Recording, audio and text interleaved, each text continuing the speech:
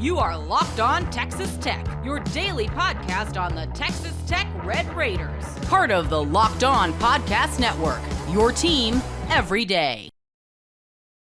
That he's listed as out or doubtful for this weekend, but you dodged a major bullet. You will see him again this season. I think you feel comfortable in saying that. And is it in a couple of weeks? Is it a month from now? I don't know. Or is there a chance that he's back this next week? I don't know. But I think that bullet dodge there. But this is why this also needs to be pointed out. This is why Joey and Blanche and they built what they built, and the Codys, the Gary Petersons, the John Sellers, the Dusty Wombles, the whole group that kind of kept helping with the movement here is quality depth, because you basically bring in a previous Big 12 starter on a top 25 defense and go, okay, next man up. And it's because Sheila Wood has said all along, I have 3 starting defensive tackles. Yes, Skyler and Lee Hunter are going to be the first 2 that run out there. A.J. Holmes is a starter. There's no way around it. And then you see him record 2 sacks on one of the best quarterbacks in the conference that you'll see. And that's just what a pleasure to – and then you're bringing in last year's starter from yourself, Duda Banks. You've got Jaden Cofield, who started a bunch of games for you last year. I mean, this is just what they have talked about as far as depth goes. This is just not something you've been fortunate enough to have around here.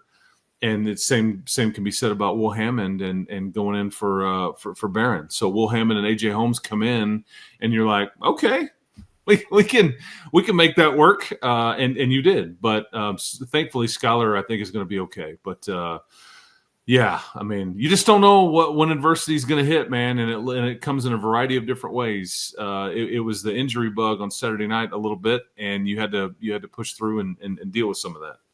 I thought Jaden Cofield was one of those guys that really answered the call. He was flashing a lot, I thought, as the game went on, which is no surprise because he was doing a lot of that last year. But, yeah, it's great to see, even though you don't like the way that you were forced to utilize it, but great to see the depth that is available when necessary. And, Chris, just before we move on, I felt like you came out of it, aside from these 2 big ones we're discussing here, mostly clean. And I'm thinking about some of those guys that had interesting weeks last week as far as availability reports, like Jacob Rodriguez or Howard Sampson or maybe even Terrence Carter.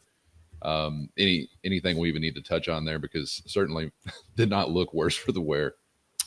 No, as we reported on the broadcasts, there were they both, Howard Sampson played and Jacob Rodriguez played. You were prepared to, if Jacob couldn't finish, or if he couldn't have played as the week went along, and you realized that you were preparing for Brock Goldwas to play, and if needed, at one of those interior linebacker spots. And the same thing for Howard Sampson, and you were just going to move Will Jados over to left tackle, which is where he played for 3 years at Miami of Ohio. And then I think you were going to move Cash Cleveland into guard, or put Cash Cleveland in at center and move Sheridan Wilson over to guard, as they try to preserve the possibility of Hunter Zambrano getting a red shirt. They're just going to be very careful with pushing that button on needing, maybe trying to save the year with Hunter Zambrano. So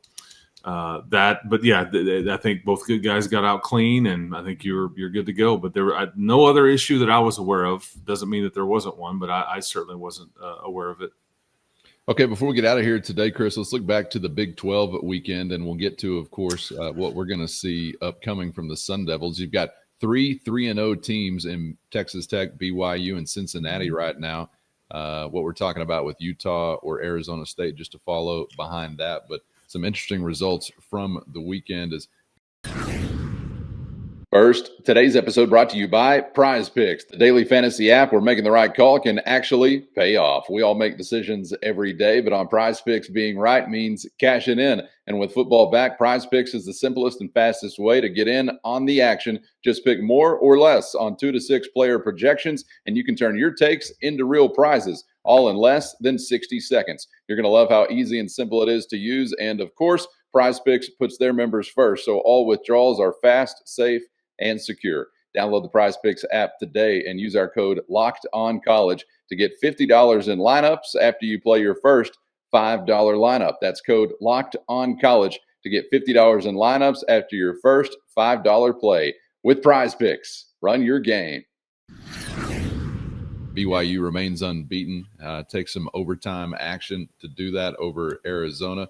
Colorado jumps up and bites from Boulder. Iowa State 24-17. K-State over Texas Christian. And, of course, the most, I think, eye-popping, certainly for Red Raiders, I know, was the late-night action from Salt Lake City. Just a pitiful showing. Who gets beat in Salt Lake City, especially like a redheaded stepchild? Pathetic. Utes over Sun Devils. Unfortunately, as I was discussing on the post-game patio report, this is not what I wanted for our opponent the week prior. I was hoping fat and happy. We're feeling good about everything, but Kenny Dillingham is going to have their full attention this week. You better believe that. So what'd you make of either the Sun Devil result or anything else that stood out to you from the Big 12 this weekend? Yeah, I'll save Arizona State for last year, but I thought it was, Kansas State now, okay, it shows a little life. They've got a bye week, and then they play Kansas. If they beat Kansas, you're going to play a Kansas State team that is now, I think you'd want Kansas to win that game in a couple weeks, because I think that gives Kansas State their third loss, and they're officially just like out, and all hope is lost. TCU gets a loss there. I think Colorado upsetting Iowa State was interesting in Boulder. Cincinnati continues to show some consistency, and this was a game that they probably were looking, we've had 2 emotional weeks, and we got an early kick against a team that's not great. They kind of just grind out a win over UCF. BYU just continues to live the charm life, man. They just keep figuring out ways. It's not necessarily pretty. But here's let me go through the schedule for you for BYU. So they play Utah this weekend. Hello. They play Iowa State the next weekend. They play Texas Tech the weekend after that. Then they play TCU, and then they play Cincinnati. They've got – if they win all 5 of those, then they'll be top 3 or 4 in the country, and they should be. But they could easily lose 3 of those, that holy war coming up this weekend going to be quite fascinating, I think. And the good news is somebody's got to lose it. But BYU is still, they just continue to figure out a way with number 47, the freshman quarterback, Bear Buckmeyer. And I'm trying to think if there's anything else that stuck out to me over the weekend, Big 12 wise. Before I guess not. And then we get to the Arizona State game. Okay, so here's what has happened. I'm strongly led to believe by folks that would I think they made a decision to hold Sam Levitt out. He apparently sprained his foot back several weeks ago. He's been dealing with it. I think it's been just kind of flaring up. I think that there's some thought that Kenny Dillingham looked at this 2-game stretch and was like, hey, it's going to be difficult for us to go up and win in Salt Lake. Let's just be smart with our quarterback here, and let's sit him down. I fully expect to see Sam Levitt this weekend in Tempe. There's not a doubt in my mind that he's going to be under center playing quarterback for Arizona State this weekend. And they're flawed. You saw it. Utah in a weird weather night. It was rainy. Fans left. It was kind of cold, but Utah did their thing. So your win over them just continues to look that much more impressive, because they basically steamrolled everybody that they've played, with the exception of you. And you'll deal with an Arizona State team. Here's the dynamic here. This is how, in my opinion, each coach will play the motivational card. Kenny Dillingham is gonna back against the wall. It's our crown. Defend your home turf. This is the game you've been waiting for. They're coming to try to take what is yours. We held out Sam to, I don't know how they would say that internally, or how they played it, or if that's even real or not, but that's just what I think is to be the case. And then Joey's over here going, and plus, Kenny Dillingham can say, hey man, these guys beat you last year. They beat you. Yes, you went to the playoff. Yes, you won the league championship, but they beat you head to head.